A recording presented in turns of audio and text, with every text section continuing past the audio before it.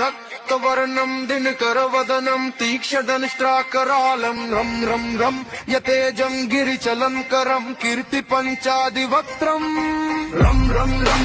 राजयोगं सकलशुभनिधिं सप्तभेतालभेदं रं रं राक्षसान्तं सकलदिशयशं रामदूतं नमामि घं घं घं खड्गहस्तं विशिखवरहरणं वेदाङ्गदीपं घं घं खड्गरूपं त्रिभुवननिलयं देवतासु प्रकाशं खं खं कल्पवृक्षं मणिमयमकुटं माया स्वरूपं खं खं कालचक्रं सकलदिशयशं रामदूतं नमामि इन्द्रवन्द्यं जलनिधिकलनं सौम्य साम्राज्यलाभम् सिद्धयोगं नतजनसदयम् आर्यपूजार्चिताङ्गम्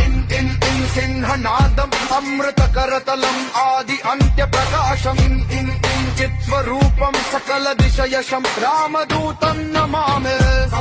साक्षिरूपम् विकसितवदनम् पिङ्गलाक्षम् सुरक्षम् सत्यगीतम् सकलमुनिस्तुतम् शास्त्रसम्पत्करीयम् सामवेदम् निपुणसुललितम् नित्यतत्त्वम् स्वरूपम् सावधानम् सकलदिशयशम् रामदूतं नमामि द्वितीयाजनयस्तोत्रम् समाप्तम् सूक्ष्मावतारम् अन्तरात्मम् रविश्रिनयनम् रम्यगम्भीरभीमम् अट्टहासं सुरवरनिलयम् ऊर्ध्वरोमङ्कराल हंसं सकलदिशयशं रामदूतं नमामि इति आञ्जनेयस्तोत्रम् समाप्तम्